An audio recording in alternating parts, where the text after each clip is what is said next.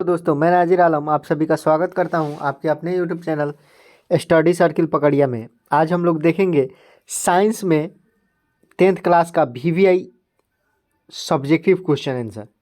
ठीक है, लघु उत्तरीय प्रश्न है, 2 नंबर में पूछता है, कभी कभी 5 नंबर में भी पूछ देता है।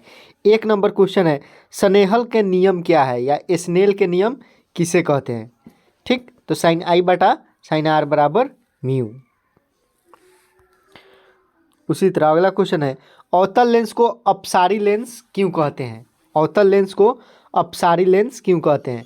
आंसर हो जाएगा, मुख्य अक्ष के निकट तथा समांतर प्रकाश का किरण पुंज अवतल लेंस से होकर गुजरने के बाद बाहर की ओर फैल जाता है तथा लेंस के पीछे मुख्य फोकस से अपसारित होता हुआ प्रतीत होता है। यही कारण है कि अवतल लेंस को अपसारी लेंस कहा जाता है। उसी तरह तीसरा क्वेश्चन देखिए, तीसरा क्वेश्चन है, उत्तल लेंस को अभिसारी लेंस क्यों कहते हैं। था अवतल लेंस को अपसारी लेंस क्यों कहते हैं, यह उत्तल लेंस को अभिसारी लेंस क्यों कहते हैं। दोनों में से एक क्वेश्चन हमेशा रहता है। तो आंसर हो जाएगा, जब मुख्य अक्ष के निकट एवं समांतर प्रकाश का समानांतर किरण पुंज उत्तल लेंस पर आपतित होता है तो सभी किरणें लेंस से होकर गुजरने के बाद फोकस पर अभिसारित होती है। यही कारण है कि उत्तल लेंस को अभिसारी लेंस कहा जाता है। उसी तरह अगला क्वेश्चन है 4 नंबर, जीवाश्म ईंधन के मुख्य 3 हानियों को लिखे। जीवाश्म ईंधन के क्या लिखना है, 3 हानि लिखना है। ठीक, तो जीवाश्म ईंधन के निम्नलिखित हानियां हैं। ठीक, एक में है, जीवाश्म ईंधन बनने में असंख्य वर्ष लगते हैं तथा इनका भंडारण भी सीमित होता है।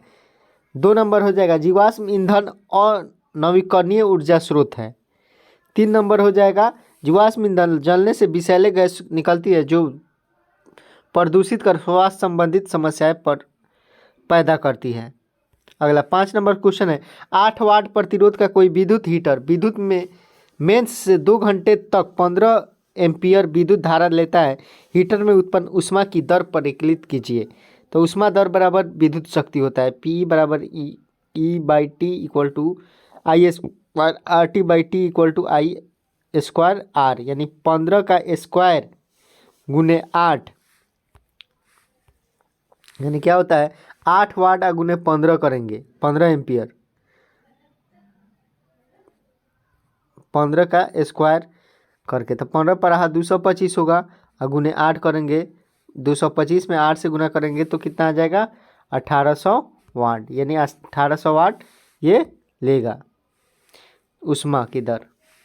अगला क्वेश्चन 6 नंबर क्वेश्चन है, किसी अंतरिक्ष यात्री को आकाश नीला की अपेक्षा काला क्यों प्रतीत होता है। क्वेश्चन हमेशा इस टाइप से पूछता है कि किसी अंतरिक्ष यात्री को आकाश का से पृथ्वी का रंग कैसा दिखाई देता है, काला।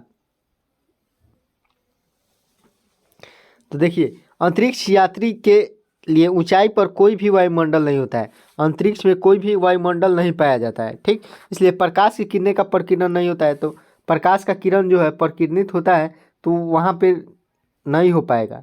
ठीक, और अंतरिक्ष यात्रियों के आकाश काला प्रतीत होता है। मान लीजिए कि अंतरिक्ष में हैं हम, ठीक, यहाँ पे अंतरिक्ष में, यहाँ से अंतरिक्ष को देखेंगे तो कैसा दिखाएगा, काला दिखाई देगा।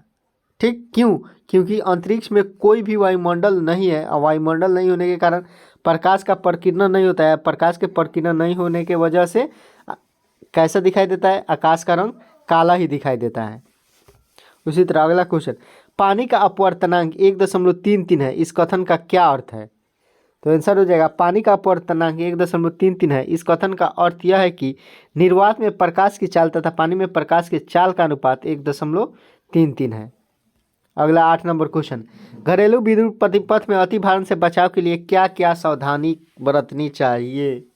शॉर्ट सर्किट से बचने के लिए घर में क्या क्या करना चाहिए, सावधान रहना चाहिए उसके लिए। तो आंसर हो जाएगा, घरेलू विद्युत परिपथ में एक सॉकेट से ज़्यादा विद्युत उपकरणों को नहीं जोड़ना चाहिए, यानी एक ही सॉकेट से एक से अधिक विद्युत उपकरण को नहीं जोड़ना चाहिए। इससे अति भारण का डर रहता है। इसी से बचाव के लिए फ्यूज को प्रतिस्थापित किया जाता है। क्या किया जाता है, इसी के बचाव के लिए घर में फ्यूज का प्रयोग किया जाता है, फ्यूज लगा दिया जाता है। अगला 9 नंबर क्वेश्चन, प्रकाश के परावर्तन के नियम को लिखिए। तो प्रकाश के परावर्तन के क्या होते हैं, 2 नियम होते हैं। कभी कभी क्वेश्चन पूछता है प्रकाश के परावर्तन के कितने नियम होते हैं, वर्णन कीजिए। तो प्रकाश के परावर्तन के 2 नियम होते हैं। एक में आपतित किरण कौमा दर्पण के आपतन बिंदु पर अभिलंब तथा परावर्तित किरण एक ही तल में होते हैं। आप लिख सकते हैं आपतित किरण, परावर्तित किरण तथा आपतन बिंदु पर डाला गया लंब तीनों एक ही तल में होते हैं। आपतन कोण परावर्तन कोण के बराबर होता है। उसी तरह 10 नंबर क्वेश्चन, एक अवतल दर्पण की वक्रता त्रिज्या 20 सेंटीमीटर है, न्यूमेरिकल दिया हुआ है। ठीक, अब फोकस सांतर क्या होगा, फोकस दूरी पूछ रहा है, यानी दे दिया है क्या, त्रिज्या आर बराबर 40 सेंटीमीटर, ए बराबर पूछ रहा है, ए बराबर होता है r/2। तो 40 का आधा करेंगे तो कितना हो जाएगा 20, यानी 20 इसका सही आंसर हो जाएगा 20। उसी तरह अगला क्वेश्चन है तारे और ग्रह में 3 अंतर बताइए। तारा और ग्रह में 3 अंतर बताइए। तो ऑप्शन देखिए, तारा और ग्रह में 3 अंतर निम्नलिखित है, लिख देंगे, एक साइड तारा एक साइड ग्रह। तारा में लिखेंगे तारों का आकार विशाल होता है, पृथ्वी से दूरी के कारण ये छोटे दिखाई देते हैं। दूसरा हो जाएगा ग्रह में तारों की तुलना में ग्रह का आकार बहुत छोटा होता है। उसी तरह 3 नंबर में 2 नंबर में तारों का प्रकाश घटता बढ़ता है, इसलिए यह टिमटिमाते दिखते हैं। ग्रह टिमटिमाते नहीं बल्कि निश्चित चमक के साथ चमकते रहते हैं।